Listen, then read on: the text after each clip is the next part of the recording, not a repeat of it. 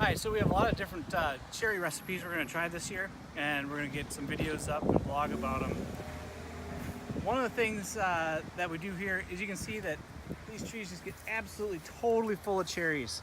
And the first thing we do, you don't have to pick each one like this. It's really pretty easy. You can just grab a stick like this. You can pull like a whole handful off at a time. So these are really easy to pick. Okay, so we're back inside, and the first thing we're gonna do is wash the chokecherries. We just put them all in the sink here, and they're just natural, there's nothing on them, but we just rinse them off. And you can see a lot of little dirt and little pieces of leaves and stuff kind of float to this top or sink to the bottom. But after that, we're gonna take these, and there's 3 recipes that we're gonna make. So whichever video you're watching now, come back, there's gonna be 2 more. We're gonna make a chokecherry barbecue sauce, a syrup, and a jam. So regardless of which one you're making, this is the first step: wash your cherries.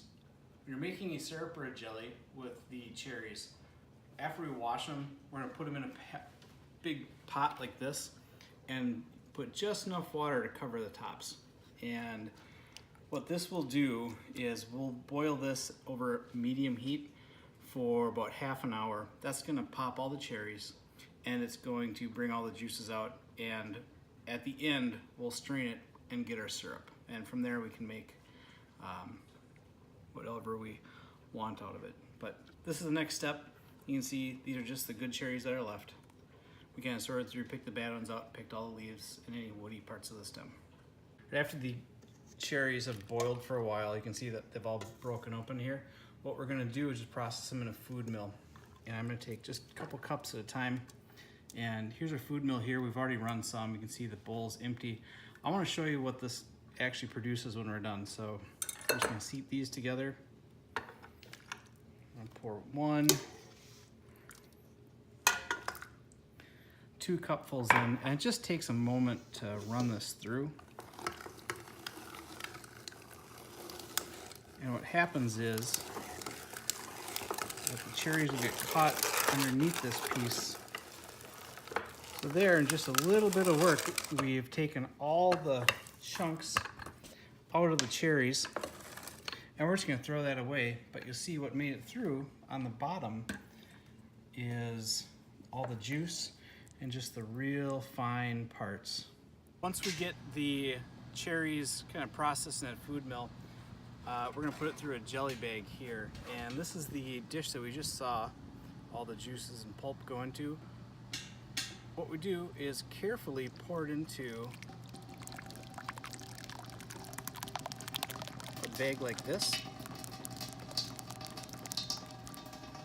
And this is going to strain out all of the little chunks in there. And you can see it's kind of dripping out here. That's going to be really clean juice that's left over. We'll use that for just about all the recipes, whether it's a jelly or a syrup. Once we have the cherry syrup, making the jelly was really simple.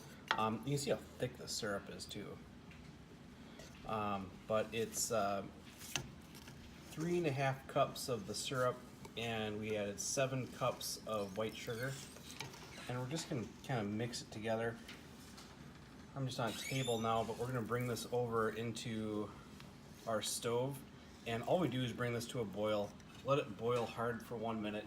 Then we're going to add 2 packets of pectin, boil it for another minute, and then when we're done with that, we're going to fill our jars. Right now the jars are boiling out under deck. We have a burner outside, keep the heat out of the kitchen, and we'll bring those in, pack them, and put them back out, and we'll water bathe them for 5 minutes, and then we're done. So this is what it looks like when it's boiling. So we boil it like this for a minute, keep stirring it, then we're going to add our Cerdo. I just added 2 packets of Cerdo gel, and we're stirring it for 1 more minute after it comes to a boil. I've got my jars all laid out at the counter. We just pulled them out of the water, and we'll pack them, and then we're going to water bath them. Now that we've pulled it off the stove, you can see the foam on top here. We're just going to take a spoon. We're just going to ladle that out. Kind of hectic in the kitchen there, but all I did is after I took it off the stove, and scooped off the foam. We just poured it in jars, and then you put the lids on, and we're going to water bait them for 5 minutes. And they're going to come out, and then we're all done. The jars should pop. Most of them pop within the first 5 to 10 minutes, but it can go longer.